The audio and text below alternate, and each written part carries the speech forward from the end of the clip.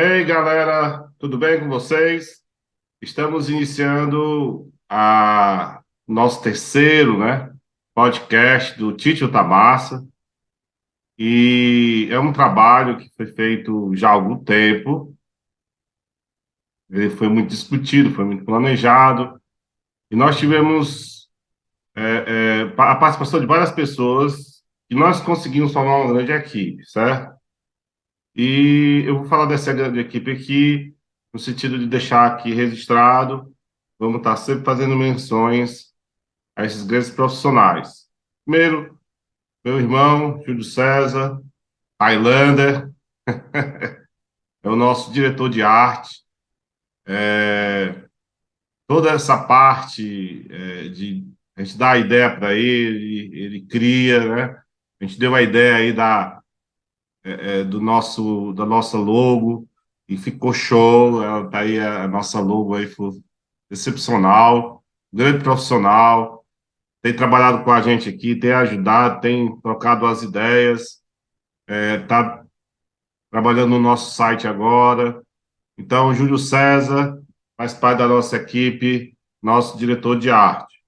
O próximo é o nosso produtor, Alexandre Carvalho, grande Alexandre. Alexandre, ele é musicista, é um cara arranjador, toca demais esse cara, e além de ser um grande profissional, é um grande amigo, e foi ele que fez a trilha sonora do TTM Podcast, e depois, com a ajuda do Jordão Fernandes, o Jordão pegou a ideia do Júlio, pegou a ideia do Alexandre, juntou e fez a nossa vinheta de entrada, né? Então, agradecer aí o nosso Jordão, porque ele conseguiu juntar essas duas coisas, estavam sendo difíceis para nós executar. A gente fez várias tentativas, não deu certo.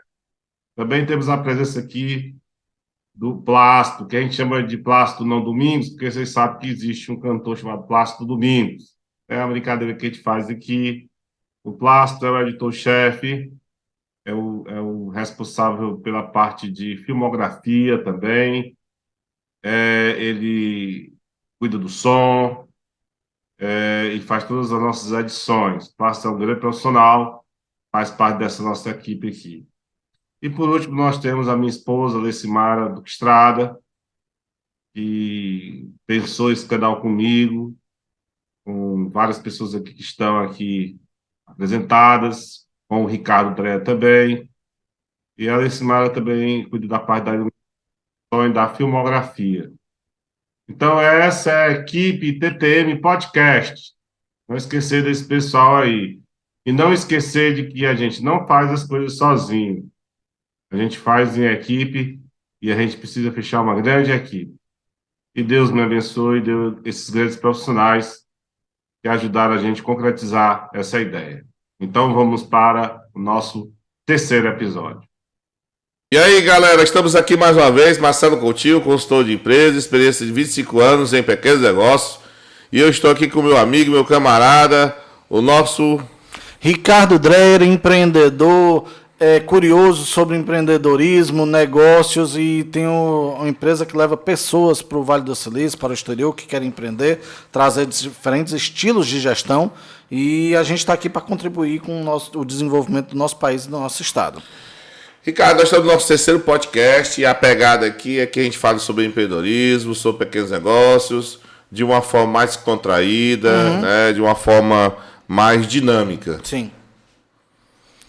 Agora, Marcelo, e você sabe que hoje o nosso episódio tem tudo a ver com quem quer iniciar, né? Esses pequenos negócios, quem quer empreender, quem quer começar nessa vida empresarial, que hoje a gente vai falar sobre o senso comum e sobre a importância dele, o que isso contribui de fato para o dia a dia do empresário e quais são as armadilhas que a pessoa tem que evitar.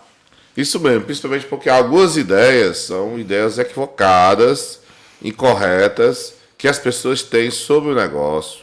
Então manda ver aí, Ricardo, e diz para nós o que é senso comum. Bom, a primeira definição de senso comum é que é um conhecimento empírico, que é geralmente passado de geração a geração, mas que não tem base científica nenhuma, é mais na questão da intuição. Ah, vou montar um negócio. Ok, mas com base em quê? Não, porque eu acho que vai ser legal.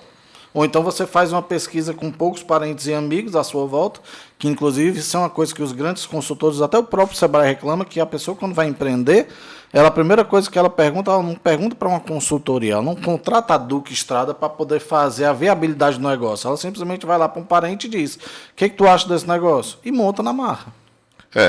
Por isso que a gente vai comentar algumas ideias que a gente ouviu durante esses 25 anos, de pessoas que empreenderam, né? E a gente vai fazer aqui uma avaliação dessas ideias e vamos aqui dar algumas orientações básicas, preliminares, para que a gente não caia no erro do senso comum.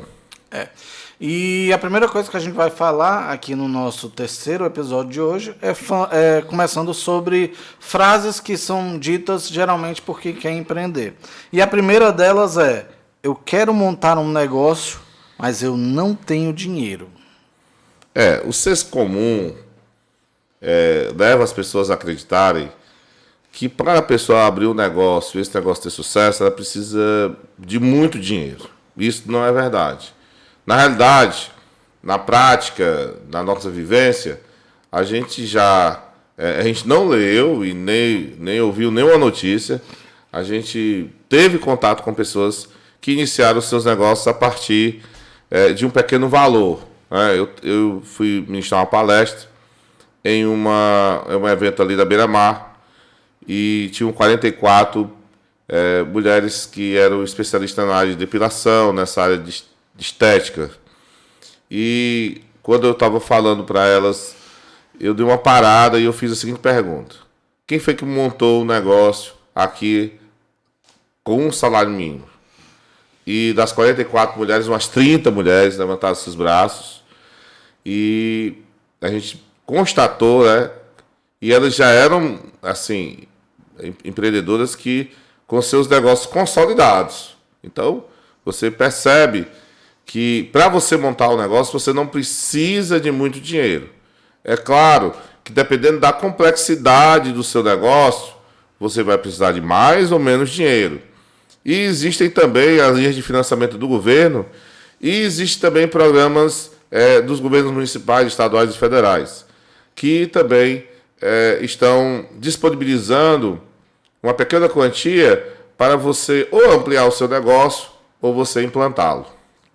E é uma coisa engraçada, Marcelo, que quando as pessoas iniciam, elas acham que precisa começar com uma estrutura gigantesca. Quem olha para grandes companhias hoje, no caso da Apple, por exemplo, mal sabe que Steve Jobs começou na garagem da casa dele. O pessoal da HP também, quando a gente vai no Vale do Silício, a gente vê muito isso. Eles começaram de dentro de casa com o que eles tinham. E a partir do momento que foram adquirindo contratos e foram melhorando a situação da empresa, eles foram ganhando novos estados e hoje são gigantes da tecnologia que são. Então, a primeira coisa, tem até um projeto do Instituto Besouro, lá no Rio de Janeiro, que ele incentiva empreendedores da favela a começar. Eu quero começar um salão de beleza, mas eu preciso de um ponto, eu preciso de tantas cadeiras, tantos funcionários. Não, é você que vai cortar o cabelo, você vai atrás dos instrumentos, pega uma cadeira que seja mais confortável que esteja na sua casa e pode atender até na rua, debaixo de uma árvore. O importante é começar e ter a iniciativa. Não precisa de grandes fortunas para poder iniciar.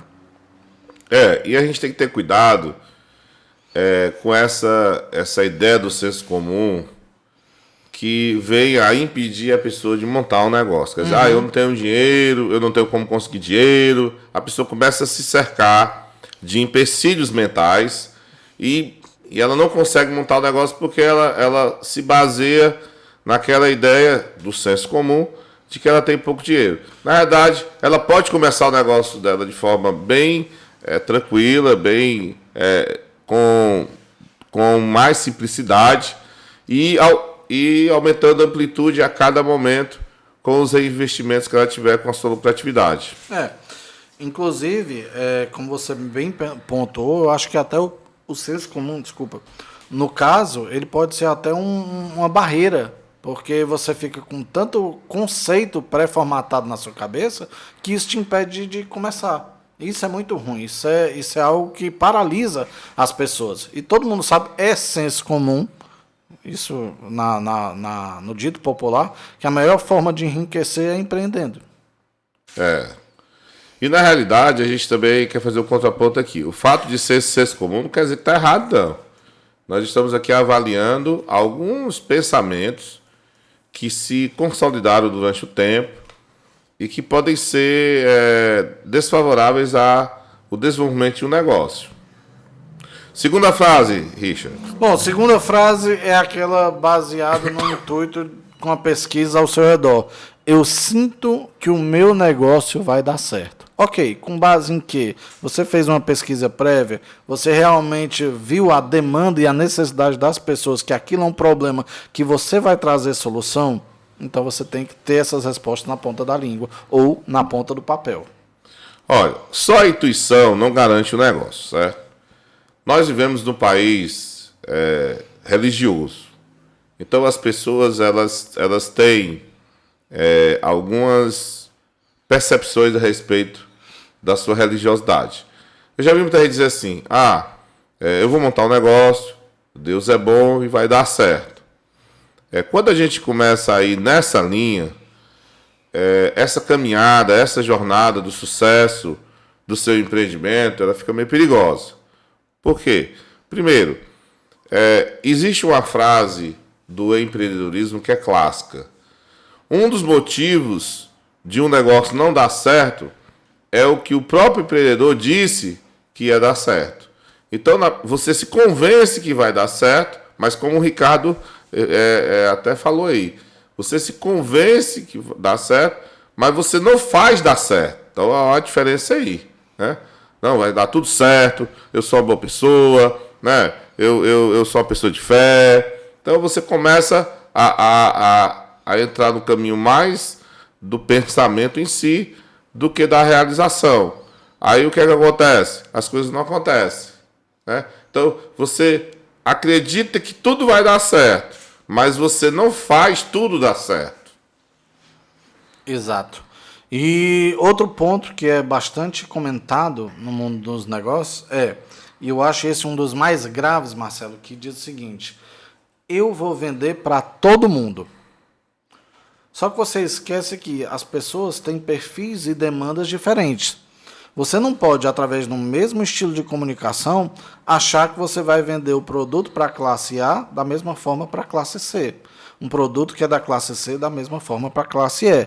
Então, existem abordagens diferentes, existem planejamentos estratégicos diferentes, existe comunicação para se relacionar com aquele público diferente, a não ser que seja um negócio universal. Por exemplo, todo mundo come pão.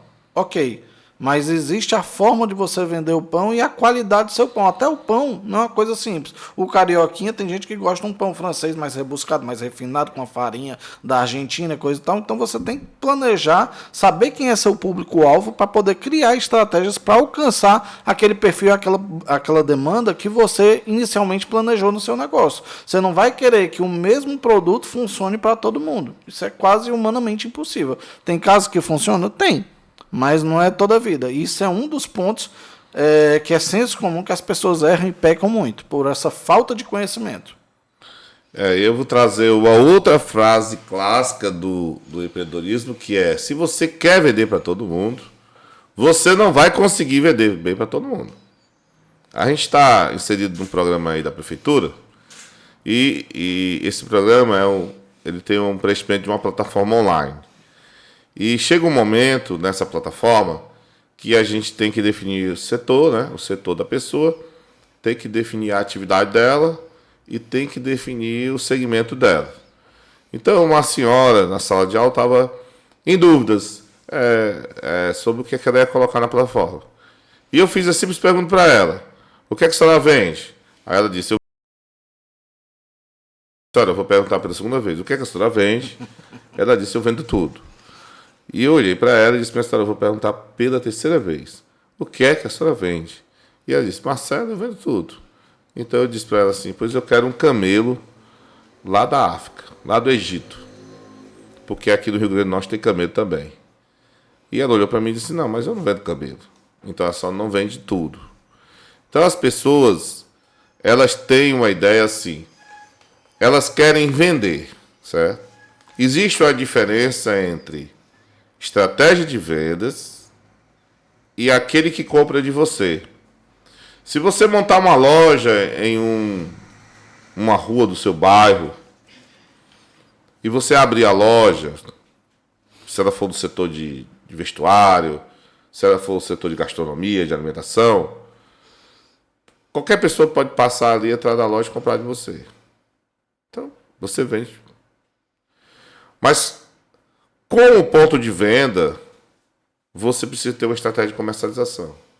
Então, na realidade, é o que você falou. Eu vou ter que trazer o meu cliente para dentro da minha loja.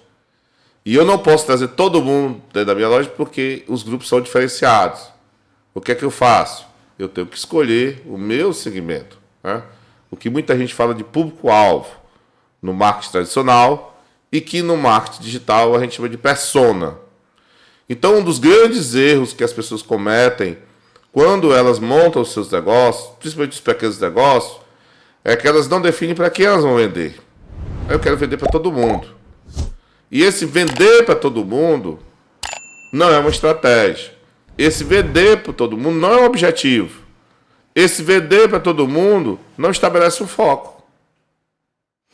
É importante, viu, Marcelo, fazer a segmentação, porque existem padrões e tipos de cliente. Por exemplo, tem uma expressão em inglês que fala, é o B2B, que é o business to business, ou seja, quando você vende produto ou serviço de empresa para empresa, ou B2C, que é business to client, que você vende para o consumidor final, da empresa do consumidor final. Inclusive, tem alguns exemplos para a gente pontuar aqui, que é a questão, por exemplo, a Samsung, ela vende determinados dispositivos para a Apple. Você vê aqui, por exemplo, um smartphone, né? Senso comum, que é status de inovação, de tecnologia, mas não é a Apple que produz todos os dispositivos que contêm um iPhone. Por exemplo, a Samsung, que é a principal rival da Apple, ela fornece a tela, o chip, que está aqui dentro, e o processador. Ou seja, só para vocês terem uma ideia de business to business, B2B, a Samsung fatura só com a produção e a fabricação das telas OLED aqui para o aparelho da Apple, para o iPhone 13, por exemplo, Pro Max, $1,5 bilhão de dólares. Isso só com a tela. A cada iPhone vendido, a Samsung fatura $100. Interessante. Isso eu estou falando só da tela. Tá entendendo? Então, assim, isso é um exemplo de business to business. Marcelo, nós estamos aí perto da hora do almoço. Dê um exemplo bem peculiar de business to client, que a gente pode pensar agora. É só as lojas que vendem diretamente para os clientes, né? O Habib's, né? Que Nós mais? temos aí as lojas americanas. Que MC Donald's, né? MC Donald's, McDonald's. MC Donald's, que é muito bom falar nisso. Daqui a pouco, hein? Na realidade, quando a gente faz o plano de negócio, a gente sempre pergunta para o cliente se ele vai vender para o cliente final, né? Né? O B2C, né? Ou se ele vai vender para a pessoa jurídica, que seria o B2B. E quando o cliente diz assim, não, eu vou vender para os dois, a gente diz assim, não, qual é o que te vai dar mais faturamento? Então a gente já vai dando uma dica aqui para você. Se você está querendo montar um negócio, se você tem vários segmentos que você quer atingir, você tem que encontrar aquele que te dá mais retorno.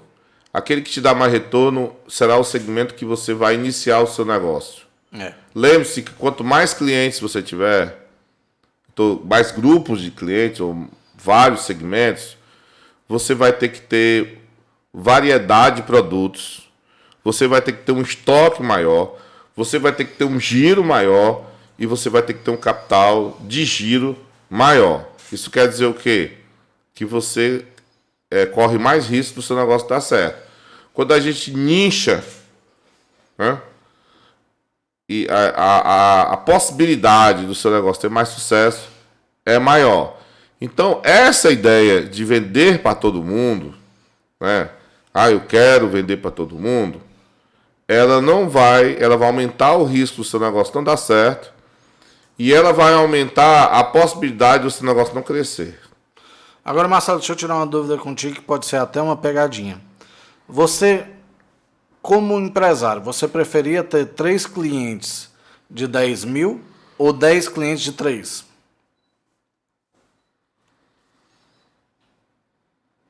Tempo! Aí você fez a pergunta. Se eu tivesse 3 clientes de 10 mil, seria melhor. Porque eu teria condições de atendê-lo melhor. Se eu usasse o critério de atendimento, de atenção, né? Seria a melhor opção. Tá certo? Só que se eu perdesse um terço do meu faturamento ia embora. Exato. Né?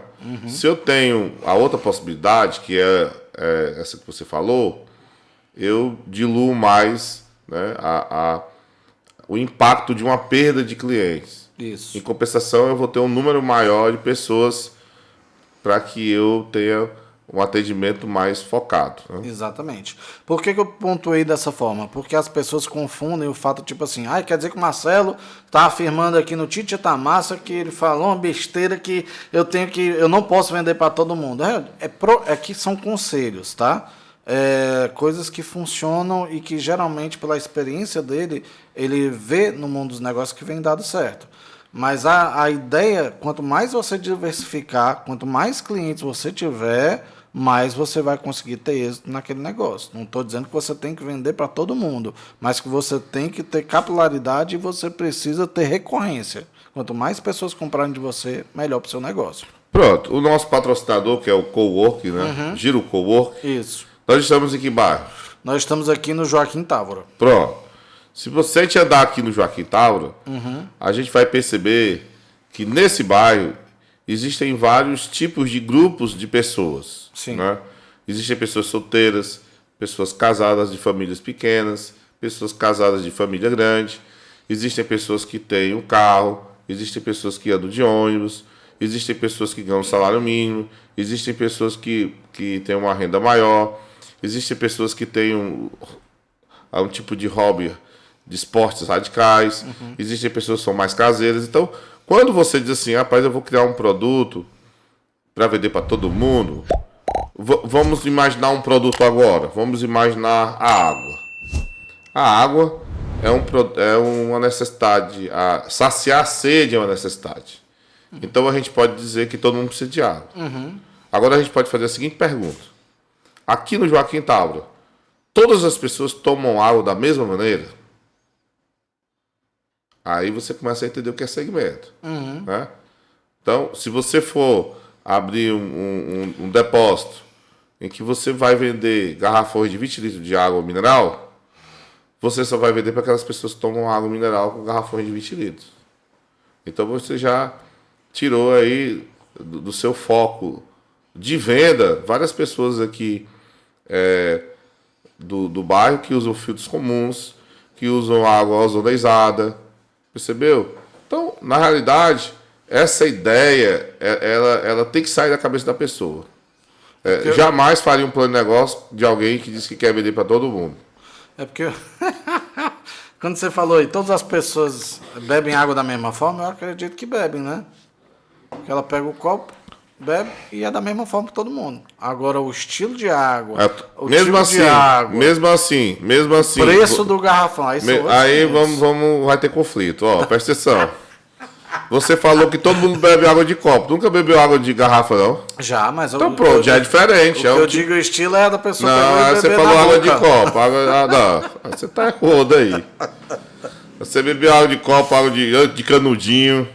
Tem que com gelo dentro. Mas, ó, você falou uma ideia aqui, um exemplo, com o nosso patrocinador, que é verdade. Ele oferece um produto que todo mundo precisa ter, que é inerente a todos, que todo mundo pode usufruir desse produto, que é o endereço fiscal. Você não precisa de um ponto físico. Existe aqui o Cowork, em que você pode contratar o serviço do Cowork e que você vai ter acesso à secretaria, à questão de e-mail, salas para desfrutar, mas acima de tudo você tem um ponto comercial com um endereço que as pessoas podem mandar suas correspondências para cá. E isso pode funcionar para empresas do nicho A até empresas do nicho C. Independente de qualquer coisa.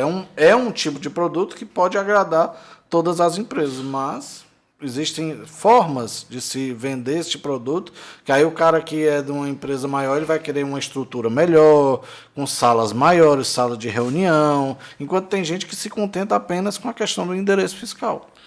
Esse tema de vender para todo mundo, a gente ainda vai explorar. Tem muita coisa para a gente falar sobre isso nos próximos podcasts. Né? Então é um tema que é bastante interessante e é um tema e acho que é vital para a administração de um risco de uma viabilidade de negócio, tá certo? Exatamente. Mas vamos para a quarta frase, Richard. Quarta frase, eu vou montar um negócio e eu vou economizar colocando gente da minha família, amigos próximos e pessoas que eu conheço, que eu tenho noção que entende daquele software ou daquele programa, que vai poder fazer mais barato para mim. E isso é um dos maiores pecados que o empreendedor comete quando está iniciando um negócio.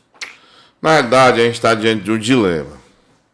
A pessoa vai começar o negócio, ela tem pouco dinheiro e ela precisa de uma ajuda.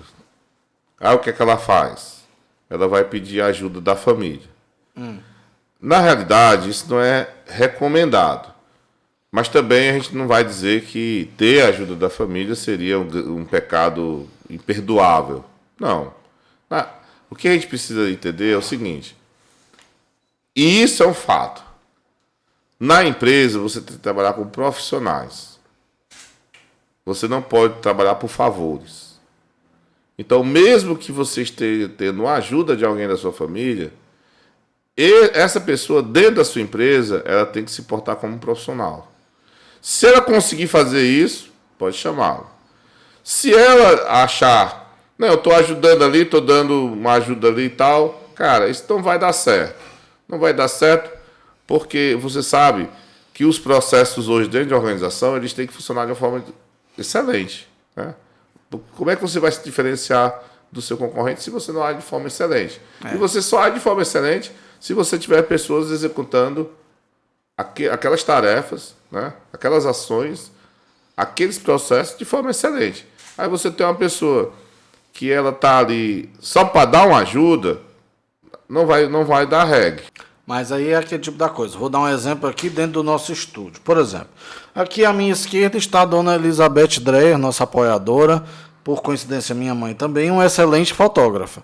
Se ela tem todas as habilidades para poder fotografar e fazer bem feito, ela é minha mãe, por que não contratá-la, por que não dar uma chance para ela? Né? Então tá aqui, ó. Beijo, mãe. Mas a dona Beth, ela não está aqui porque ela é sua mãe. Eu pensei que fosse. A dona Beth está aqui porque ela é uma grande profissional. Ah, também, mas também é minha mãe, né? Não conta, mas minha mãe. Não tem nada a ver isso aí. Minha mãe conta. Não, minha mãe conta. Não, diga que conta. Pelo amor de Deus, eu vou ficar feio na frente do Conta não conta. Por sinal, também nós temos aqui a presença desse Madu que está contigo, minha esposa, cuidando da parte técnica também. Se não fosse ela e meu amigo Plácido, não o Domingos, mas a gente não estaria fazendo nada, macho, aqui. Seria em vão. Nós temos uma equipe aqui que vocês não estão vendo, uma equipe de 3 pessoas, excelentes profissionais, que fazem isso aqui acontecer. É verdade. Certo? São nossos amigos, né? São das nossas famílias, mas acima de tudo, são grandes profissionais. A gente, quando fala do senso comum, quando as pessoas aplicam essas ideias do senso comum, a gente também tem que fazer uma comparação com os caminhos do fracasso e do sucesso. Porque muitas vezes essas ideias tão consolidadas, elas podem levar a empresa ao fracasso antes da empresa começar. Por exemplo, você tem alguma ideia de um case de sucesso que fracassou bastante, mas que conseguiu romper através da rotina, através até mesmo da teimosia? Porque existe um senso comum que as pessoas dizem assim, eu não sei mais se eu estou indo por persistência ou é teimosia, porque é outra coisa que acontece, viu, Marcelo? Às vezes você fica insistindo tanto num negócio, é como se você estivesse dando murro em ponta de faca. A expressão popular é essa. Mas você não sabe, eu muitas vezes tenho essa dificuldade, o quanto é persistência e o quanto é teimosia. Por quê? Porque quando você monta um negócio, raros são aqueles negócios que em pouco tempo você já consegue colher os frutos. Tem casos, tem com certeza. Mas existe uma curva de aprendizado que já as pessoas demoram mais ou menos, esse é o prazo, de 2 a 3 anos para começar a engrenar. Que você começa a vivenciar o dia a dia do projeto, porque você não entra num projeto, num negócio, sabendo tudo da noite para o dia. Os próprios grandes projetos, tipo Facebook, eles tiveram uma iniciativa de começar vou lançar uma rede social. A intenção do Zuckerberg era para ser popular entre as mulheres. Ele queria fazer o nome dele notável na universidade. Ele não queria tornar o Facebook um fenômeno global e mundial como é hoje. Então, assim, você vai experimentando e vai vendo que vai dando certo e vai tomando novas proporções. Mas, assim, até quando a gente pode distinguir entre teimosia e persistência, porque faz parte do dia a dia do profissional?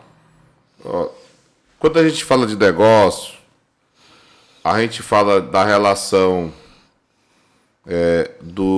da ideia do negócio, ou do modelo de negócio, para ser mais atualizado, e a questão do mercado. Né? Você tem um produto, um bem, um serviço, que você definiu e que você também estabeleceu os diferenciais, e agora você vai entregar isso para o mercado. O que é teimosia? Teimosia é você ter uma ideia, você ter um plano de ação, você tem na sua cabeça o que você tem que fazer, e você começa a fazer e você começa a perceber que está dando tudo errado. Você não está... Aqueles resultados mínimos ou aqueles resultados temporais a cada etapa, você não está conseguindo. Pelo contrário, a coisa está se revertendo. A cada momento, por exemplo, eu quero fazer esse primeiro momento, essa primeira etapa, e eu quero ter um determinado resultado. Eu quero lançar o meu produto e quero me tornar conhecido. Tá certo? Aí eu estou lançando meu produto, não estou me tornando conhecido na amplitude que eu queria. Então, eu preciso mudar a minha estratégia. Não, eu continuo na mesma estratégia. Aí é teimosia. Teimosia. Agora sim, no momento que você percebe, aí vai ter a questão da percepção do empreendedor. Ele está com a mesma estratégia, ele está crescendo, mas ele não está crescendo na proporção que ele queria crescer no tempo determinado, mas ele está crescendo, ali é a persistência. Não, eu vou ter que ter um pouco mais de paciência para alcançar o resultado que eu quero. Mas eu estou indo no caminho certo porque eu estou tendo feedback, né, de que a coisa está crescendo, de que vou chegar lá.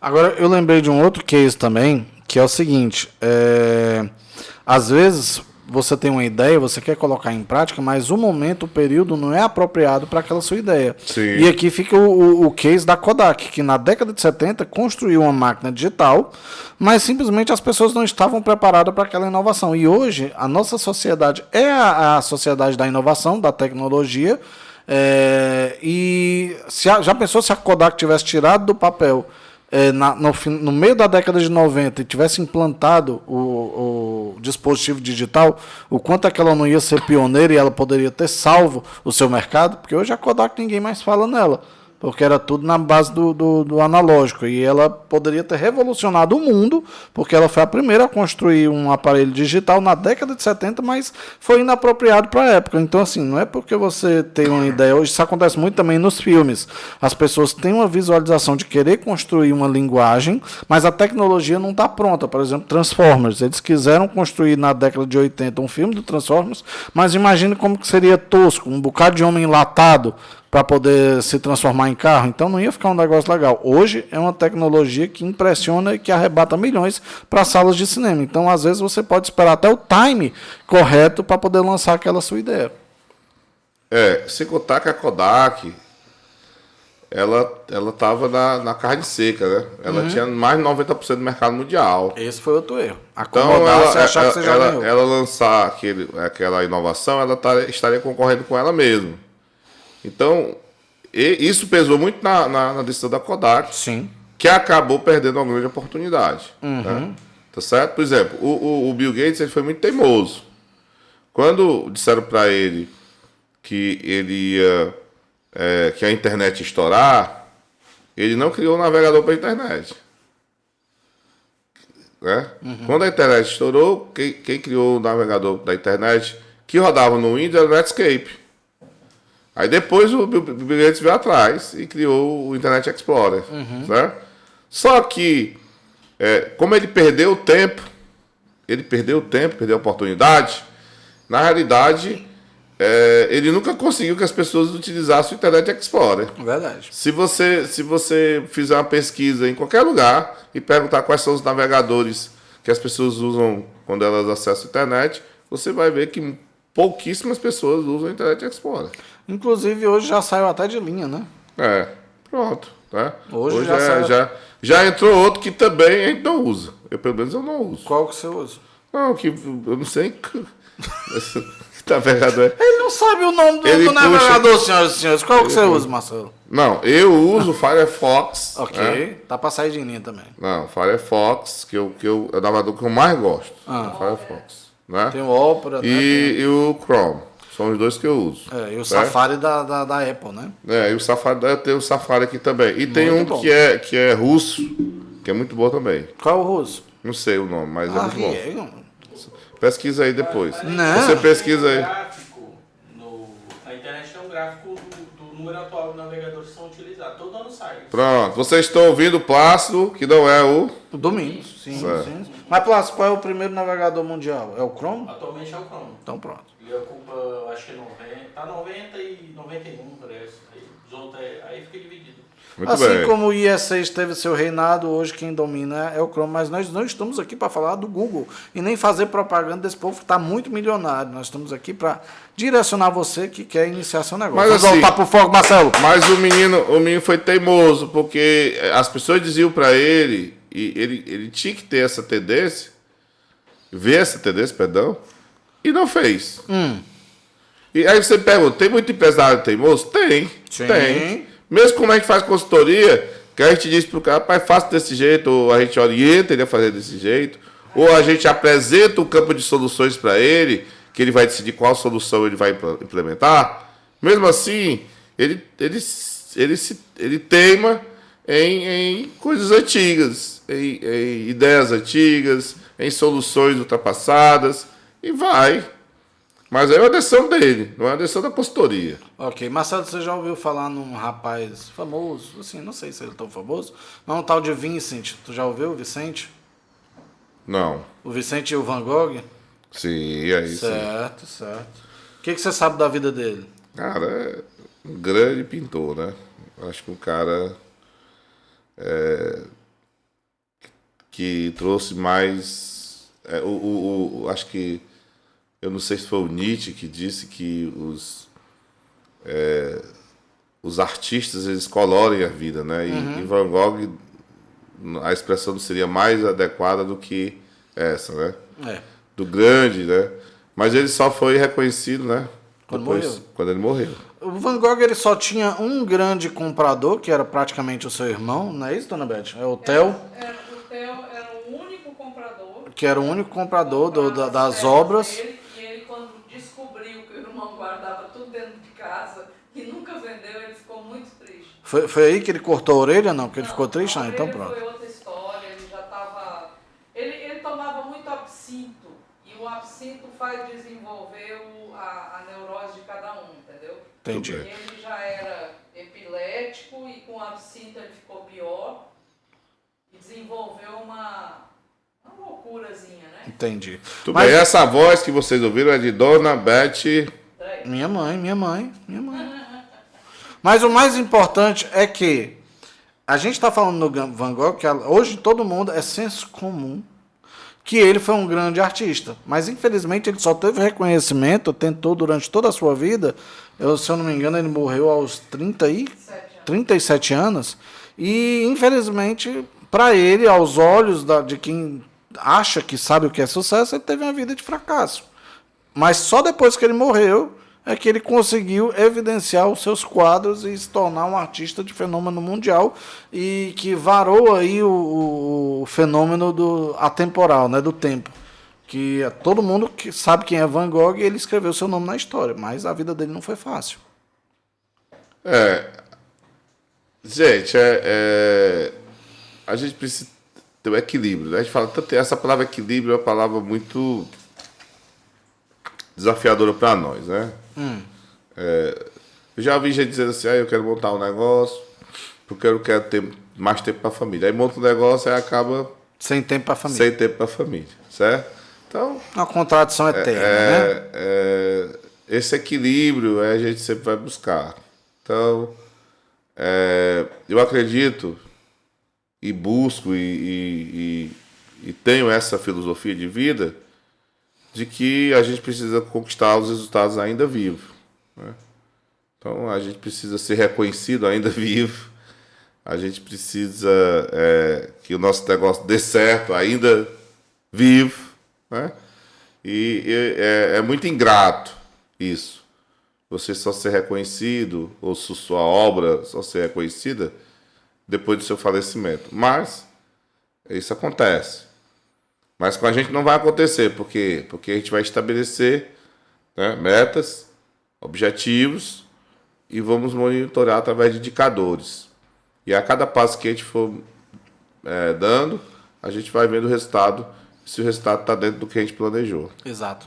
Tem um filósofo também que é bastante conhecido, que é o Fábio de Giacomo, que ele fala a diferença entre o persistente e o perseverante. Persistente é aquela pessoa que tenta a mesma ação por diversas vezes.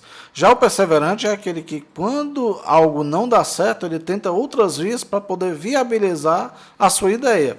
Então, assim, tem até um vídeo do famoso ator de filmes de ação, Schwarzenegger, que é assim, I hate Plan B. Eu odeio o plano B.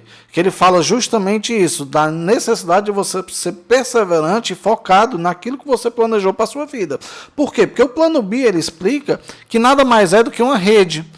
E quando o indivíduo, quando o empresário, quando a pessoa que tem um objetivo em mente, ela bota um plano B, ela se sente segura. Ela não performa tão bem como se ela dissesse assim, eu só tenho essa ficha, eu vou arriscar tudo que eu tenho e eu vou fazer o que eu puder para poder alcançar meu objetivo. Eu vou me comprometer comigo mesmo, com aquilo que eu idealizei para chegar lá. E o Arnold Schwarzenegger foi 6 vezes campeão de fisiculturismo, bodybuilding, e quando ele se cansou dessa vida de fisiculturista, ele se lançou no show business, né? E disse assim, eu vou fazer os melhores filmes de ação que eu já pude disputar. Mas é o que ele fala. Significa que ele venceu todas as competições que ele participou? Não, ele fracassou. Significa que todos os filmes de ação que ele fez foi sucesso? Não. Mas ele se tornou um dos melhores filmes, um dos melhores atores de ação, né? Por conta dessa obstinação, dessa perseverança em querer chegar onde ele chegou. Inclusive, ele se tornou até governador da Califórnia por conta disso. Eu queria só dar uma contribuição ao nosso... A Schwarzenegger ou a mim? Ao Conan Bárbaro. Ah, sim. Né? Ao Exterminador do Futuro. Ao queijo. Eu gostaria de dar assim...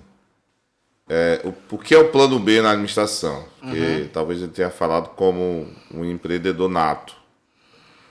O plano B, ele pode se relacionar a recursos. O objetivo continua o mesmo, mas você tem, né, por exemplo, você vai dar uma palestra e no PowerPoint, você vai fazer uma projeção, chegou lá, deu problema, não tem projeção. Mas você tem a palestra impressa. E você pode dar a palestra em projeção. Você está dentro do seu foco. É o chamado plano B. Agora imagine você chegar lá, no local que você vai dar a palestra, e você não ter acesso ao seu computador, não conseguir projetar, e você não tem nem o roteiro da palestra. Aí você perdeu. Então, nesse sentido... é que a gente fala plano B também. Que aí, no caso, está bem de acordo com o que o Fábio fala, de ser perseverante, de pensar formas diferentes de chegar à sua ação. Exatamente. É tranquilo. Quando eu vou ministrar uma palestra, eu coloco a palestra fica no meu computador, ela vai para um pendrive, que fica no meu bolso, e eu mando por e-mail. Percebeu? Sim. Então eu tenho o plano B e o plano C. Né? O plano A é tudo dá certo. Lógico, mas, É? mas o que você está falando aí é uma coisa tipo assim, qual é o seu objetivo? É dar a palestra. Exatamente. Isso Só que se o monitor falhar, eu tenho um plano B, que é outra forma de passar 40 minutos. Exatamente. Mas ele não desistiu de fazer a palestra. É diferente de Exatamente. chegar e dizer assim, pô, eu vou dar uma palestra. Aí chega no meio do caminho e ele diz eu vou assim, contar só a história. não, vou fazer isso não, vou vender coxinha ali na cantina. Entendo. Tá entendendo? É. Coisas totalmente diferentes. O que ele está falando aqui é você se precaver, você tem que prever todas as variáveis, não é isso, Marcelo? Para que o seu plano A dê certo. É um negócio totalmente diferente, que é o que o Schwarzenegger falou que vocês podem adquirir no YouTube. O que ele está dizendo é o seguinte, que você pode usar o plano B como uma forma de diminuir o plano A. Entendeu? Como se fosse um consolo. Não deu certo isso aqui, faça aqui. É. Entendeu? Mas, assim, eu tô querendo dar uma nova perspectiva de que continua o plano, Sim, continua o objetivo, sim. mas a forma como você vai executá-lo aí mudou por causa das circunstâncias. No caso ele fala a questão da carreira, né? Ele tinha o projeto de ser campeão mundial de bodybuilding. Aí no meio da coisa ele acha difícil e diz, mas quer saber, lá atrás eu sempre sonhei em ser jogador de futebol, eu vou mudar aqui, eu não vou mais ser bodybuilding não. Você trabalhar dá muito trabalho, você tem que abrir mão de refeição, tem que dormir cedo, tem que comer 48 ovos com a Graziane Barbosa. Então eu vou aqui investir na carreira de jogador de futebol, que esse é o meu plano B, porque eu vejo que o Neymar ganha muito dinheiro, eu posso ganhar também. Então ele dá uma guinada 360 e esquece daquele plano inicial dele, que era ser campeão mundial de fisiculturismo. Tem uma frase da administração que eu adoro. Diga aí. Não é nem que eu gosto, eu adoro. Quem é o ator? Não me lembro, é desconhecido o autor. Ah, meu Deus. É o seguinte, quem tem um, não tem nenhum. Essa é uma frase fantástica. Ou seja, Quem tem um, não tem nenhum. e é aquele provérbio que diz, Se é esse melhor teu um passarinho microfone- na mão do que dois voando. Você acabou de me emocionar. Muito Uma bem. lágrima acabou de correr do meu olho esquerdo aqui. Olha, se esse teu microfone falhar, era pra ter outro microfone aqui. Sim. Se você só tem esse microfone e ele falhar, você não tem nenhum. Verdade. Então, essa ideia da administração é você sempre estar preparado para um acontecimento que tente tirar você do que o nosso exterminador do futuro falou, Sim. do seu objetivo. Ok. Marcelo, quando é que a experiência ela é importante e ela pode ser confundida experiência com excesso de confiança? Assim, eu acredito que você vai... a experiência ela é muito importante. E a experiência ela sempre é um somatório de sucessos e insucessos. Só que a experiência traz um conhecimento que ele agrega a nossa cosmovisão, né? Hoje o pessoal fala muito de mindset, né? Então, só que a gente não conseguiu ainda entender todo o processo. Ainda existe muito o que aprender, né?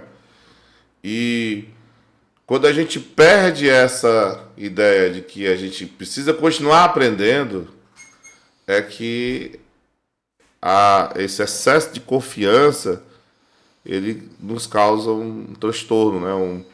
Ele não contribui para o crescimento do nosso negócio. Entendi. Entendeu? Então, eu tenho 25.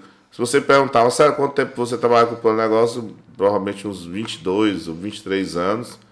Mas se você perguntar para mim se eu sei tudo, eu não sei tudo. A gente sempre aprende uma coisa a mais sempre, né? Mas a gente tem experiência. Bom, o que eu sei é que cada indivíduo ele tem o seu parâmetro, né, daquilo que pode ser interpretado como sucesso e como falha, né?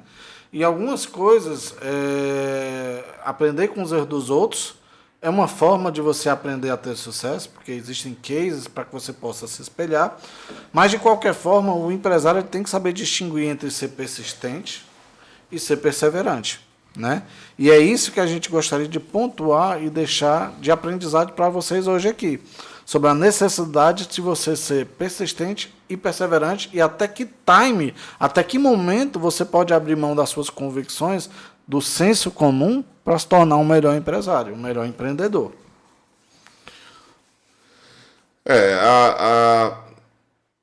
Para a gente começar uma caminhada, e não só do ponto de vista de negócios, do ponto de vista de vida, a gente tem que decidir o que a gente vai querer fazer, né? Então, e esse decidir, ele envolve que a gente precisa fazer uma pesquisa, precisa fazer várias reflexões, e também precisamos de conhecimento daquilo que a gente quer fazer, né? Então, uma vez que a gente entenda que é aquilo que a gente tem que fazer realmente, aí é a hora da gente realmente focar e ser perseverante, né? Ser perseverante, e porque a gente já fez o dever de casa. As pessoas têm ideias e começam a tornar essas ideias reais através de ações, mas elas não pesquisaram sobre essa ideia, elas não refletiram sobre essa ideia, elas não tiveram, elas não fizeram dever de casa. Aí a coisa dá errado e ela começa a culpar o governo, família, situação econômica. E se a gente for realmente estudar e ver o que aconteceu, se ela tivesse tido uma atenção a alguns pontos, ela poderia ter sucesso naquela ideia dela, que é uma ideia boa. A ideia bruta, pode ser uma ideia boa, né? Você diz, eu tive uma ideia ruim. Não, você não teve uma ideia ruim. Você não lapidou a sua ideia. Sim. Você não trabalhou a sua ideia. Você já teve a ideia e já quis colocar ela em prática. Você já pensou no negócio, já do outro mês já estava com o negócio ali. Outro mês não, outra semana você já está alugando o ponto, já estava colocando o negócio lá. Aí você se quebra. Porque você acha, aí eu vou repetir aqui, que um dos grandes problemas do empreendedorismo é que o empreendedor ou a empreendedora acha que vai dar certo. Acaba com essa ideia. Porque acha que tudo vai dar certo. Tire essa ideia e mude para a ideia: eu vou fazer para tudo dar certo. Eu vou agir para tudo dar certo. Vou tirar do meu pensamento, do mundo e vou colocar em prática. Ou seja, não seja burro, seja inteligente, seja perseverante. Agora me diz uma coisa, na sua vida você é mais persistente ou perseverante? Conta aqui pra gente, comenta, deixa o comentário e a gente vai conversando, interagindo sobre essa questão da necessidade de sermos mais perseverantes no nosso dia a dia, seja no nosso negócio, seja com a nossa família, ou seja com alguma ideia fixa que a gente construiu ao longo do tempo, que foi a questão do senso comum que a gente discutiu aqui nesse terceiro episódio hoje com vocês. E qual é a nossa conclusão, Richard? Bom, a nossa conclusão é que realmente você precisa se capacitar mais, você precisa ter mais vontade de querer empreender, mas não de acordo com seus instintos, com base em dados, com base em informação, para que você não venha quebrar a cara e a sua caminhada como empreendedor se torne mais fácil. Muito bem, agora nossa conclusão segundo o nosso roteiro. Vixe, aí eu não sei não, faz tempo que eu não sigo roteiro. Eu tô aqui ó, já no final, mas nem roteiro. Então eu vou fazer aqui, eu vou fazer aqui. Roteiro já foi. Eu vou fazer aqui o Ricardo, Meu amigo Marcelo, nosso terceiro podcast. E vamos caminhando para os 70 conto e 1.000 inscritos do canal. Aí entra eu, né? Continua, o otimista de plantão, é isso aí. Aí o Ricardo responde segundo o nosso roteiro. Total, né? Então deixa eu fazer de novo. Vai, pergunte, Marcelo. Pergunte, agora que eu já sei, vai. E E a gente chegando na conclusão, segundo o nosso roteiro aqui. Segundo o nosso roteiro, nós estamos finalizando nosso terceiro episódio com muito sucesso, rumo aos 1.000 inscritos, mas para isso nós precisamos do seu. É como a eleição de amanhã, precisamos do seu voto. Então se inscreve no canal que você vai saber muito mais novidades aqui no Titia tá Massa. Continua o otimista de plantão, né, Ricardo? Totalmente. E não deixe de se inscrever, habilitar o sininho, né, e fazer seus comentários e as suas perguntas. Um grande abraço. Até o nosso próximo podcast, cujo tema será o empreendedor selva. Rapaz, vai ser um negócio pesado, viu? Rambo vem aí. Prepare a faca do ramo, prepare lá, ó. Que a gente vai falar do empreendedor selva. Até logo, muito obrigado. Um grande abraço. Um abraço.